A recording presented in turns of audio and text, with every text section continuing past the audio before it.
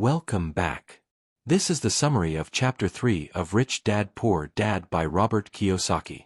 The chapter is titled, Mind Your Own Business. In this chapter, Robert Kiyosaki gets to the heart of one of the most critical principles of the book. While most people focus on working in someone else's business, Kiyosaki urges us to focus on building and minding our own business, meaning the business of our personal wealth, asset creation, and financial independence. Let's dive in. The rich focus on their asset columns. The poor and middle class focus on their income statements. That's one of the key lines of the chapter. Here's what it means. Most people spend their lives working hard at their jobs, earning a paycheck, paying bills, covering expenses, maybe saving a little. But that cycle never ends. And that's because they're focused on income, not assets. Kiyosaki says, stop thinking like an employee. Start thinking like an investor or entrepreneur. It's not about quitting your job right away. It's about a mindset shift. Even while you're employed, you should be minding your own business. That is, building your personal asset column on the side. What is your own business? Let's clarify something important. Kiyosaki does not necessarily mean you need to start a literal business with a storefront, website, or staff. What he means is that your own business is your growing collection of income-producing assets. That's your real business, regardless of whether you have a job or not. The rich spend their time and energy growing this column. The poor and middle class spend their lives increasing their income but also increasing their expenses and liabilities at the same time, never getting ahead. So what's in your asset column? Here's what Kiyosaki includes as examples. Real estate that generates rental income. Stocks and bonds. Income-generating intellectual property, like books, music, or patents. Businesses that don't require your constant presence. Royalties and licensing deals. Notes or loans that pay interest. And importantly, these are assets that put money in your pocket, whether you work or not. Your job versus your business. Kiyosaki makes an important distinction. Your job is what you do to pay the bills. Your business is what you build to escape the rat race. Most people confuse the two. They work for years, thinking they're building security, but really, they're just working for someone else's business. Rich Dad taught Kiyosaki this lesson early on. You must mind your own business. Keep your daytime job, but start buying real assets, not liabilities or personal effects that have no real value once you get them home. In other words, while you're earning a salary, divert a portion of that income into building assets. Make your real financial focus the growth of your asset base, not just your paycheck. Why the middle class stays stuck. Kiyosaki explains how the middle class gets trapped by the illusion of progress. As their incomes rise, so do their expenses, and worse, their liabilities. They buy bigger homes, fancier cars, more credit card debt, more toys. All of these feel like signs of success, but they actually create more monthly obligations and reduce freedom. Meanwhile, the rich don't necessarily upgrade their lifestyle with every raise. Instead, they use that extra income to buy more assets. That's the difference between looking rich and actually becoming wealthy. Why it's hard to build wealth as an employee.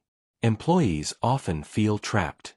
They rely on a single source of income, usually taxed at the highest rate. They face job insecurity, and most never get a chance to build significant equity or ownership. Kiyosaki isn't attacking jobs, but he is challenging the idea that a job alone is the path to wealth. He says, financial struggle is often the result of people working all their lives for someone else. To become financially independent, you need to be an owner, not just a worker. That's why minding your own business is essential. Even if you're employed, you must build and focus on your own asset column. The power of delayed gratification. One of the most important skills Kiyosaki emphasizes in this chapter is discipline. Specifically, the ability to delay gratification. Rich Dad taught him not to immediately buy luxury items like new cars or expensive vacations just because he could. Instead, he asked, Can your assets buy it?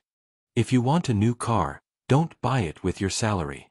Build or buy an asset that generates cash flow, and then let that asset pay for the car. This changes the game. You no longer exchange time for things.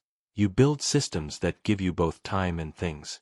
Discipline now creates freedom later. Stay financially intelligent, not just busy. Kiyosaki reminds us that building wealth doesn't come from working harder. It comes from working smarter and staying financially intelligent.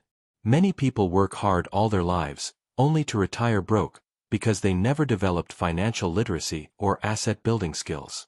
That's why, in this chapter, Kiyosaki reinforces the need to keep your expenses low, reduce liabilities, diligently reinvest in assets. Think of it like this: every dollar you earn is a potential employee. If you send those dollars into assets, they start working for you. If you spend them on liabilities, they start working against you. Build your team of financial employees, your assets, and let them multiply your wealth. The importance of incorporating, creating legal entities. Later in the chapter, Kiyosaki also touches on a more advanced tactic, using corporations to protect and grow wealth. He briefly explains how the rich often own nothing personally but control everything through corporations. Why is this powerful? Because corporations come with legal protection, tax advantages, investment flexibility, write-offs for expenses, reduced audit risk compared to individuals.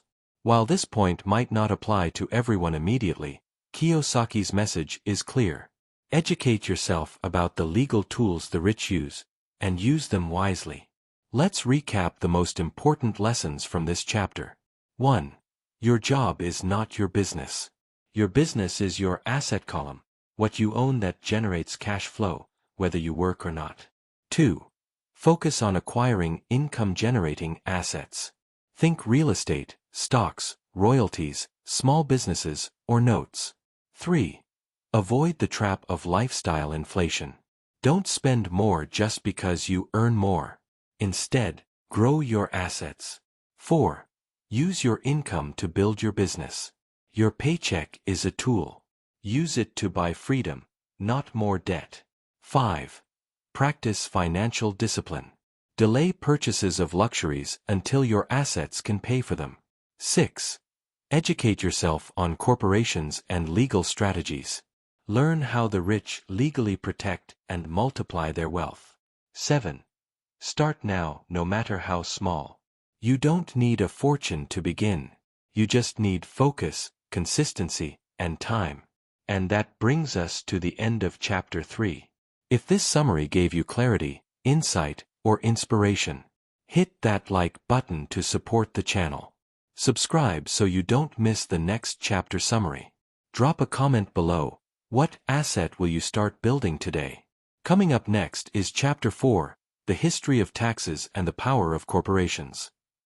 We'll dig deeper into how the rich protect and grow their money using tools most people don't even know exist. Until then, keep learning, keep building, and most importantly, mind your own business. See you in the next one.